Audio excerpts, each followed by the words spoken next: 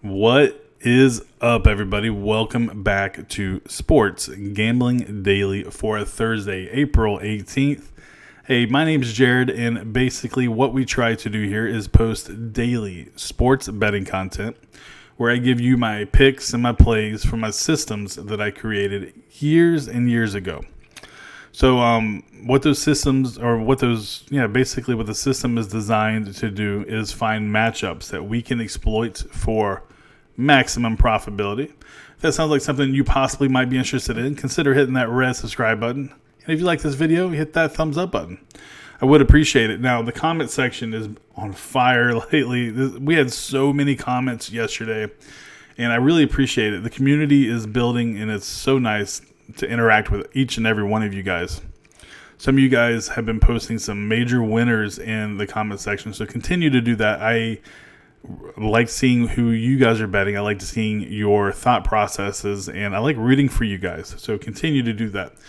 All right, speaking of the comment section, that's where I will also post any additional plays that I might have.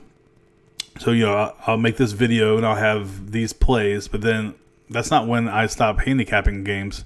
So I will make sure that I post any additional plays in the comment section and also in the Discord. All right, so if you want to join the Discord, all you got to do is go over to Instagram. Go to Instagram, send me an instant message or a DM, and I will send you the link to Discord. Now, you might ask, Jared, how do I get to your Instagram page? Well, boom, I got you. Sports Gambling Daily is what I go by. We have 519 followers. I think yesterday we had 886. So definitely want to say thank you to everybody that took the time to go over there and hit that follow button. Now, basically what I try to do over there is two things. I post sports betting related content and also funny things that I might find funny or insightful that are also related to sports. So it's worth a follow. In my opinion, it is. At least come on over, hit that follow button. All right, so let's talk about yesterday. So yesterday we went 4-4 on our plays. Now, you might be like, Jared, how did you go 4-4 on your plays? Well, I added some plays, and if you saw them in the comment section, then you would have seen that. We had the Cardinals yesterday. We had a 2-unit selection on the Cardinals. That was MLB System 1 and 4. And we also had the under in that play. Unfortunately, we took the Astros also as an additional play, and that was a loser. So, all in all, we went 4-4. We won almost a half a unit. It was like $49. So, all in all, it was a positive day, even though it started off really. The day started off really good for us yesterday, but it kind of fell flat where we went 0-3 in the night games between the Orioles, Jays, and the Astros. All three of those teams looked flat. So, MLB system results for the season. This is including spring training. 114 wins, 87 losses on the season.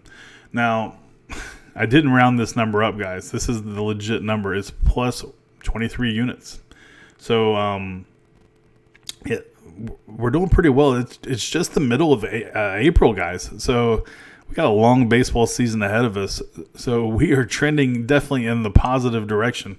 Let's see if we can continue that trend. Now, today is one of those high variance, high reward type of days. So we're going to see if we can get us a couple winners here. So we're going to start the game today's show off with the Blue Jays versus the Twins. Now, we just talked about the Blue Jays. They were flat as hell yesterday. They only scored 1 run, gave up 4, but they had a rain delay there. They had it was cold as hell. So we're going to see if they can change this trajectory they're on. So we got Clay Buchholz taking on Michael Pineda. Now, do you remember Buchholz? He was the former Red Sox, and he was definitely a dominant pitcher back in those days. Now, he made his Blue Jays debut on Saturday, and he allowed just 1 run over 6 innings versus the Tampa Bay Rays. Very impressive considering how hot the Rays have been lately. Now, his fastball topped out just under 90 miles an hour at 89.6. But he didn't walk a batter and use command, Greg Maddux-like command, to get through his outing in a relatively unscathed. So, very impressive stuff by the veteran there. Now, Michael Pineda, the righty, listen to this, guys. He has thrown In his last start, he threw 76% of his pitches were for strikes. That's the highest strike percentage of any start in the major leagues in 2019. So he was locked in. He allowed 5 earned runs while striking out 15 and walking only 2 in 3 starts. So 100% locked in. Now, as far as locked in, Justin Smoke of the Blue Jays has kind of owned Michael Pineda. He has 10 at-bats, 2 home runs, and 5 ribbies versus Pineda. All right, so let's look at some notable trends here. The Twins are 1-4 in their last 5 games following a win. The Blue Jays are 3-8 in their last 11 road games. Now, that's important. So the road team is 4-1. I like this stat. So the road team is 4-1 in Barber's last 5 games behind home plate. So that's the umpire that is going to be calling balls and strikes.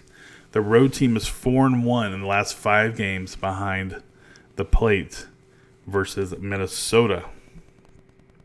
All right, all that being said. So the fact that the Blue Jays are 3-8 in the last 11 road games, that gives us some recency bias, especially for the public. But a lot of people aren't thinking about how the Twins, they're so inconsistent. So 1-4 in the last 5 games following a win. So there's this line is juiced up a little bit. So give me the Jays plus 168, 100 to win 68. MLB system 2, there is definitely some value here long term. All right, next up, Kansas City versus the Yankees. Now,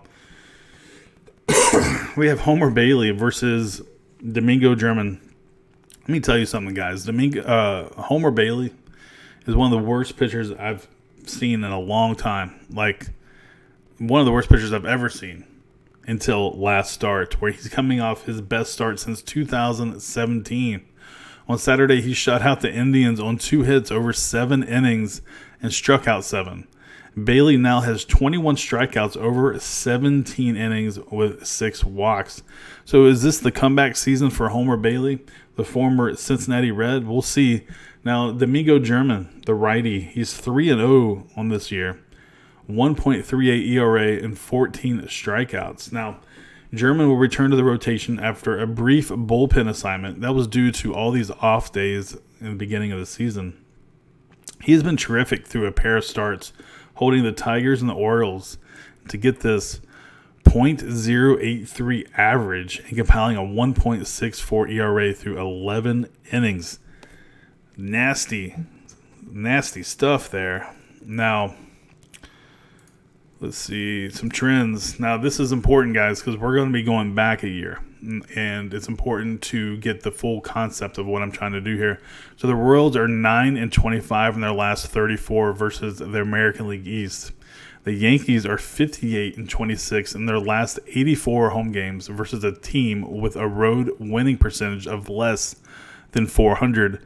Now, this is probably the most important stat. The Royals are 17-46 in their last 63 meetings in New York. So, obviously, New York is the Yankees, the biggest public team there is. And the Royals, well, they're probably the least public team there is. So, on paper, you look at it and you're like, well, the Yankees are dominant over the Royals. Now, this is not last year's Yankees team. This isn't 2 years ago Yankees team. Hell, this Yankees team has so many injuries on it, and the Royals are actually kind of scrappy this year. They just came off a win versus the White Sox in 10 innings, and then before that, I think it was versus the Twins or the Indians. I can't remember off the top of my head over the weekend, where they just were kicking ass. So this is a winnable game for the Royals. That is to be for sure. If Homer Bailey can continue what he started last game, then the Royals have a chance to come in to the Bronx and steal a game. Plus 182 is a great price here. So Royals plus 182, 100 to win 182. High variance, high reward.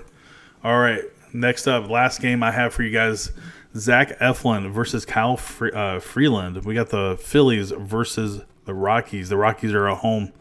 Now, Eflin had a 0.75 ERA through his first 2 starts before allowing 10 hits and 6 runs in just 4 innings Saturday versus, of all the teams, the Marlins. Now, Eflin thought he had good stuff despite the fact that he gave up 3 home runs versus Miami, which Miami is one of the worst batting teams in the league. Now, Kyle Freeland, on the other hand, now he is one of the Rockies' best pitchers. Let's see. He had to leave his last start because he had a blister on his middle finger. He ended up taking the L in that game versus the Giants. Now, Kyle Freeland has been dominant at home, and that's where I see that there's like a matchup. There's an advantage here. Now, listen to this. The Phillies are 1-8 in Eflin's last 9 road games versus a team with a losing record. The Rockies are 0-6 in their last 6 home games. The Rockies, this is the stat I was referring to. The Rockies are 13-3 in Freeland's last 16 home starts. And then the Phillies are 0-4 in the last 4 meetings in Colorado. So, all that being said, give me the Rockies plus 104 at 5 times, 100 to win 104. All right, that will probably end up doing it for today's show. I think I mentioned it before, but if I didn't, I won't be. I'm going out of town the next 4 days. I'm going to Dallas. My daughter has a volleyball tournament. It's a big volleyball tournament for her, so we're going to support her. So that being said, I will continue to make videos, but I won't obviously be in the studio, so I will post them from my phone. I probably will just give you my pics real quick and then get out the door because I probably not gonna break it down from the hotel room. But yeah, I just want to let you know that the next 4 days are going to be a little different format than what you guys are used to. But on Tuesday, we will be back to normal, so everything will work out just fine. Or actually, probably Tuesday. All right, so let's see. Oh, the Rockets, baby! Did you see that game? The Rockets took care of business versus the Jazz. The Jazz are weak. I don't even know if they're going to win a game in this series. I guess if they're going to win a game, it's probably going to be Game 3, the first game at home, because Jazz fans are crazy. So I could totally feel that there'd be a lot of energy in that building. But let me tell you something, guys, and this isn't just the homer in me talking. The Rockets look like a different team.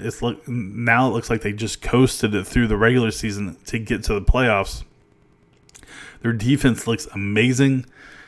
James Harden should be the MVP this year, in my opinion, but it's probably not going to happen. Chris Paul, great leader out there.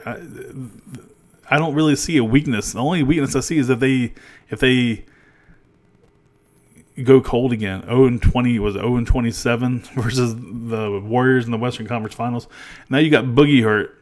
So the Warriors are, if we make it to the second round, the Warriors make it to the second round. The Warriors are vulnerable. And the one team that I'm most worried about, if I'm a Rockets fan, is the team that's in the, if you make it to the finals and the Bucks make it to the finals. I feel like that's the one team that the Rockets don't match up well against is the Bucks. So anyway, all right. I don't know where all that came from. I just decided to throw it out there and give you guys a little bit of Rockets sports talk. So I hope you enjoyed that little piece. But yeah, so go Rockets. The Jazz, awful.